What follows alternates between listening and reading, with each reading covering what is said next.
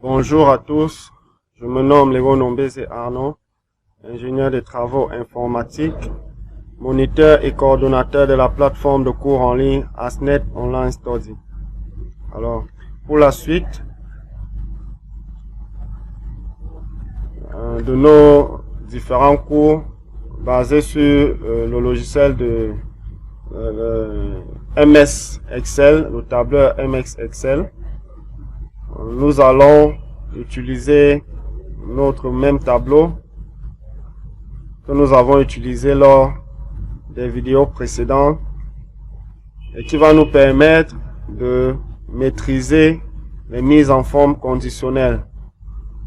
Les mises en forme conditionnelles, en fait, permettent, par exemple, d'avoir une couleur de fond en précisant les éléments qui pourraient y être concernés. Pour le cas échéant, il s'agit par exemple de mettre en surbrillance, c'est-à-dire insérer une couleur de fond sur les moyennes des élèves qui ont une note strictement inférieure à 10, c'est-à-dire qui ont échoué. Cela permet de distinguer plus rapidement les élèves qui ont échoué de ceux qui ont réussi. Donc, nous allons voir comment le faire de façon automatique, de manière à ce que si par mégarde un élève a plutôt échoué au lieu de réussir, et que en modifiant sa note, nous devons naturellement avoir cette couleur de fond qui apparaît sans qu'on ait manipulé, sans qu'on l'ait ajouté manuellement. Donc pour ce faire, nous allons commencer par travailler sur la couleur de fond des différents titres du bas de nos tableaux. Donc nous allons l'insérer manuellement et nous allons voir la différence lorsque nous allons l'insérer de façon automatique au niveau des moyennes et des appréciations. Donc de façon manuelle, il s'agit de sélectionner les cellules, par exemple moyenne générale, de venir ici couleur de remplissage et de sélectionner une couleur adéquate. Donc moyenne minimale, je vais faire la même chose, sélectionner une autre couleur.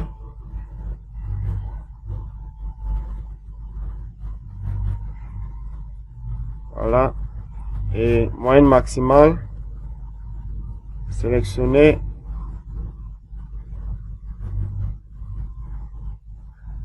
une autre couleur.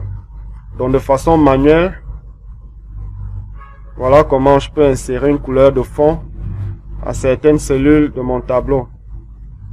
Donc peu importe la valeur que j'aurai dans ma moyenne générale par exemple, la couleur de fond ne va pas changer ou ne va pas disparaître.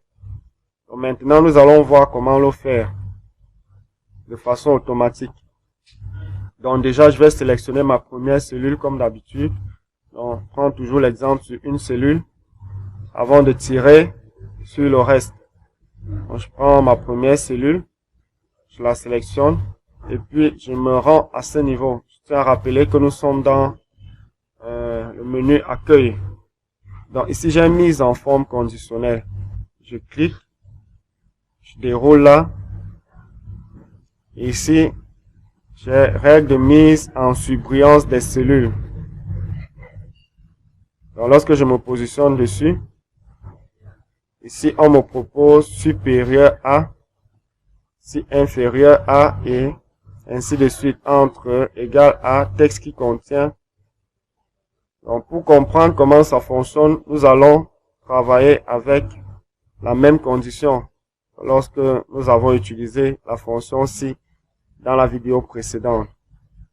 Donc lorsque je clique sur inférieur à,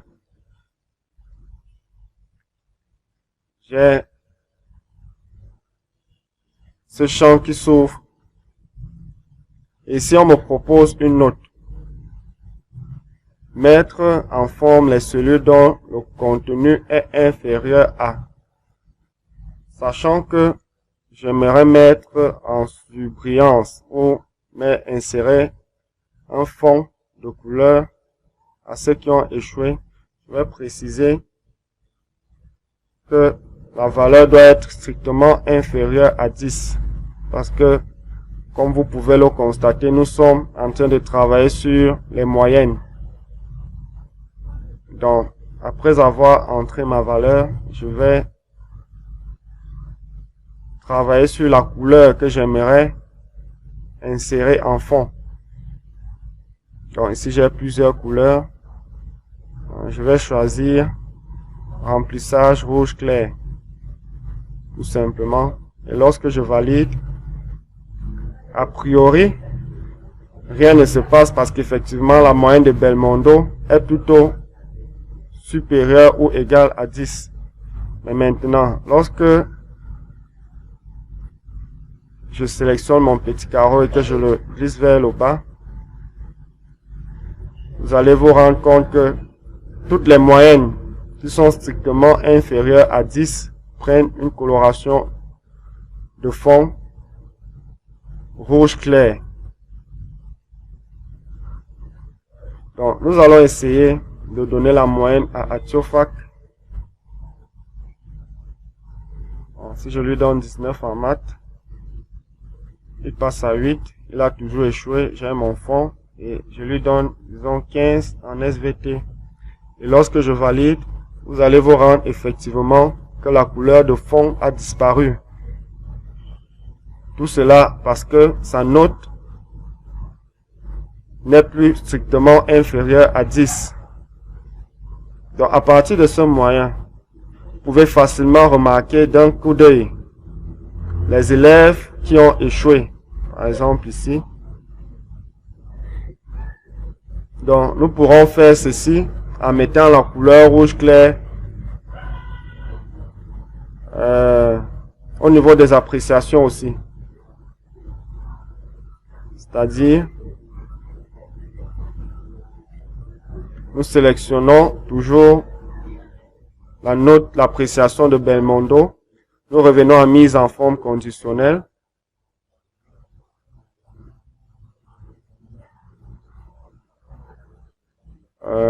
Règle de mise en surbrillance des cellules inférieure à. Bon, à ce niveau, au lieu de prendre inférieur à, nous allons plutôt prendre texte qui contient, voilà, texte qui contient parce qu'ici nous avons non des nombres mais des mots. Donc, règle de mise en surbrillance des cellules. Au lieu de prendre inférieur à, nous allons prendre texte qui contient. Échoué.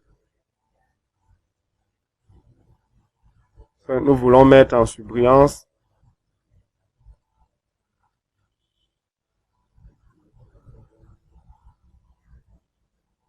Les cellules de ceux qui ont échoué effectivement. Donc ici, je prends toujours ma couleur rouge clair et je valide. Donc là, lorsque je tire vers le bas, toutes les cellules qui ont le mot échoué passent en fait, la couleur de fond prend le rouge clair. Donc, nous allons essayer de faire échouer l'élève Belle. Si je lui donne 2 en mathématiques, sa note passe à 12, toujours réussi. Je lui donne 5 en langue. Lorsque je valide, vous vous rendez bien compte que non seulement la moyenne, mais aussi l'appréciation a changé de couleur au niveau de la couleur de fond. Et vous allez faire la différence entre la couleur de fond qu'on a insérée ici au début, qui ne change pas, qui reste statique jusqu'à ce que nous-mêmes on décide de la changer. Et la couleur de fond qui intervient à ce niveau, qui change en fonction de la moyenne de l'élève. C'est-à-dire, lorsque la moyenne est strictement inférieure à 10, elle prend la couleur rouge clair. Lorsque la moyenne est supérieure ou égale à 10, elle disparaît. Donc, voilà ce que nous pouvons dire sur ce qui concerne les mises en forme conditionnelle. Nous n'allons pas trop nous attarder dessus. Déjà, en y jetant un coup d'œil et en lisant juste les termes, vous pouvez vous retrouver facilement. Donc, il y a plusieurs façons de les manipuler, mais à la base, voilà comment ça se passe. Donc, pour notre prochaine vidéo, nous allons voir comment, par exemple, à partir de ces valeurs, insérer un graphique.